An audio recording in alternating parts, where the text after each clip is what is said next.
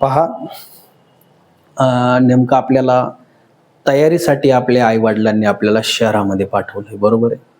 आता जवळपास पोलीस भरती म्हणल्याच्या नंतर मी तर म्हणेल 100% या ठिकाणी जे विद्यार्थी असतात, गेली 15 वर्षापासून या ठिकाणी या क्षेत्रात मी पाहतोय, की गोरगरीब कुटुंबातून या ठिकाणी विद्यार्थी इथे आलेले आहेत. ज्याचे वडील या ठिकाणी अक्षरशः कोणी कोणाकडं एखाद्या असणाऱ्या सालगडी म्हणून कामाला आहेत.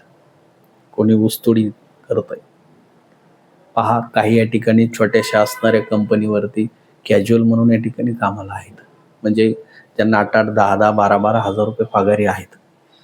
अशावरती या ठिकाणी त्यांचं कुटुंब, मुलाचा खर्च यामधून ही मुलं या ठिकाणी त्यांना शिकवतात हे पालक. तर मला त्या असणाऱ्या पाल्याला एकच सांगायचं त्या विद्यार्थ्याला, की बाबा तुझ्या वडिलांनी एवढी मेहनत घेऊन आज ते एवढ्या असणाऱ्या ठिकाणी तुटपुंज्या असणाऱ्या पगारातून ते आपल्याला मदत करतात, म्हणजे आपल्याला खर्च करतात आणि त्याच्यातून आपलं शिक्षण या ठिकाणी त्यांचे उद्देश काहीतरी, की तू काहीतरी करावं.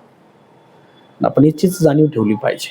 पहा, ही जर जाणीव ठेवली तुम्ही तर 100% येणाऱ्या काळामध्ये तुम्ही सक्सेस होणार आहात. म्हणून प्रत्येकाला माझं एकच सांगणं आहे, की आई-वडिलांनी दिलेल्या पैशाची किंमत ठेवा. त्यांनी कशा पद्धतीनं तुमच्यापर्यंत तुमच्यावर खर्च चालू या गोष्टी जर तुम्ही लक्षात ठेवल्या, तर तुम्ही जीवनात कधीच टाईमपास करणार नाही.